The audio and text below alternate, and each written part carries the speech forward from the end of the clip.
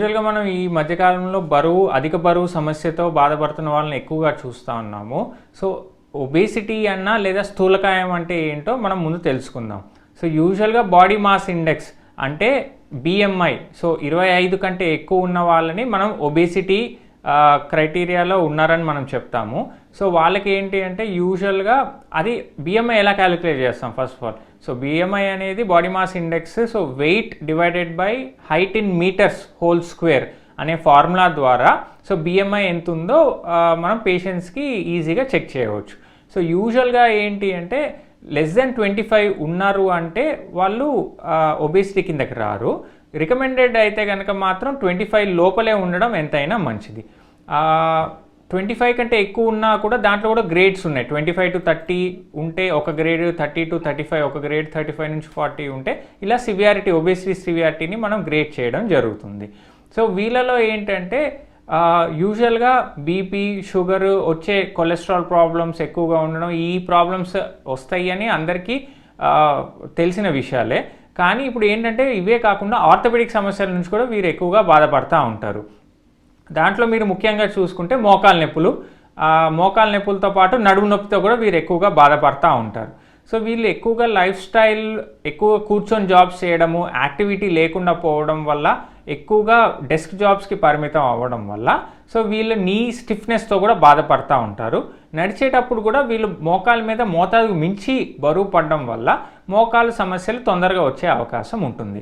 So, ఆ మోకాల సమస్యలు ఎలా ఉంటాయంటే నొప్పులు రావడము, వాపులు రావడము, కూర్చొని లేసేటప్పుడు ఇబ్బంది పడడము, మెట్లు ఎక్కడంలో చాలా ఇబ్బంది పట్టడము, దాంతోపాటు బ్రిస్క్ వాకింగ్, ఫాస్ట్గా నడిచేటప్పుడు కూడా వీళ్ళు చాలా ఇబ్బంది పడ్డము, ఏదైనా చిన్న వస్తువు కింద నుంచి లేపాలన్నా నడుము మీద విపరీతమైన బరువు పడి, ఎక్కువ ఒత్తిడి పడి, దాంతోపాటు అవి లేపడంలో ఇబ్బంది పడ్డము, నిద్రలేని రాత్రులు గడపడము, ఇంకా ఎక్కువగా అధిక శాతం బరువు ఉన్న వాళ్ళలో ఏంటంటే కొద్ది దూరం కూడా నడవలేకపోవడము, ఇవన్నీ మనం రెగ్యులర్గా చూస్తూ ఉన్నాము.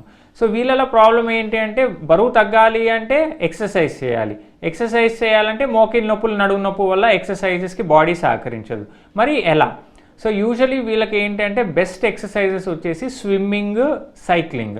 సో, స్విమ్మింగ్ బాగా చేసిన బరువు తగ్గడానికి ఉపయోగపడుతుంది. ఎట్ ద సేమ్ టైం వీళ్ళకి మోకాలు నొప్పులు, భుజాల నొప్పులు, నడుము నొప్పులు ఉన్నా కూడా వీరికి తగ్గడం జరుగుతుంది. సూర్య నమస్కార ఎక్సర్సైజ్ చేయడం కూడా ఎంతో మంచిది. అదే నడుము నొప్పి ఉన్న వాళ్ళకు కూడా స్విమ్మింగ్ అనేది ఎంతో ఉపయోగపడుతుంది. అదే సైక్లింగ్ చేస్తే కనుక మాత్రం మోకీళ్ళకి అనేది మంచి ఎక్సర్సైజ్ లాగా ఉపయోగపడుతుంది.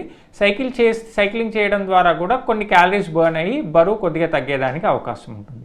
డైట్ రెస్ట్రిక్షన్స్, ఆబ్వియస్లీ బరువు తగ్గడానికి వీరు డైటిషియన్ని సంప్రదిస్తే ఒక diet chart for weight reduction అనేది ఇస్తారు.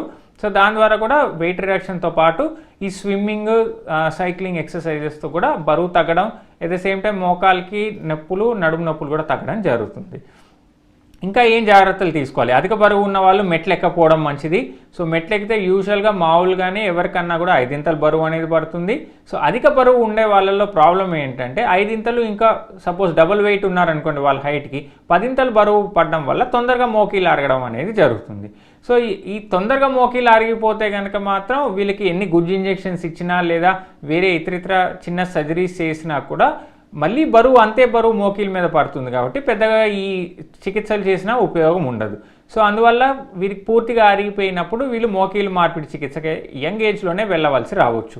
సో, ఇలాంటి స్టేజ్ రాకుండా ఉండాలంటే బరువు ఎప్పుడూ అదుపులో పెట్టుకోవాలి. అధిక బరువు ఉన్న వాళ్ళు కంపల్సరీ బరువు తగ్గాలి. At the same time activity కూడా నీకి సంబంధించిన, నడుముకి సంబంధించిన ఎక్సర్సైజెస్, స్ట్రెంథనింగ్ ఎక్సర్సైజెస్ మరియు స్ట్రెచ్చింగ్ ఎక్సర్సైజెస్ రెగ్యులర్గా చేయాలి. స్క్వాటింగ్ అంటే గొంతు కూర్చోవడం, కాళ్ళు మడతకేసుకోవడం, కూర్చోవడం అధిక బరువు ఉన్న వాళ్ళు చేయకపోవడమే మంచిది. సో, ఒకవేళ అది చేస్తే కూడా మోకీల్లో లిగమెంట్లు, దాంతోపాటు మెనిస్కస్ అనే వాషర్లు ఉంటాయి. సో, అవి కూడా ఒత్తిడికి లోనయ్యి అవి కూడా టేర్ అయ్యే ప్రమాదం ఉంటుంది.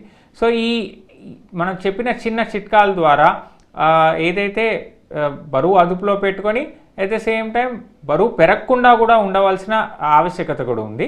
ఒకవేళ ఈ ఎక్సర్సైజెస్ ద్వారా లేదా వేరే ట్రీట్మెంట్స్ ద్వారా బరువు తగ్గపోతే బేరియాట్రిక్ సర్జరీస్ ద్వారా కూడా బరువు తగ్గితే మోకీల మీద, నడుము మీద ఒత్తిడి తగ్గి వాటి సమస్యలు, ఆర్థోపెడిక్ సమస్యల నుంచి దూరంగా ఉండవచ్చు.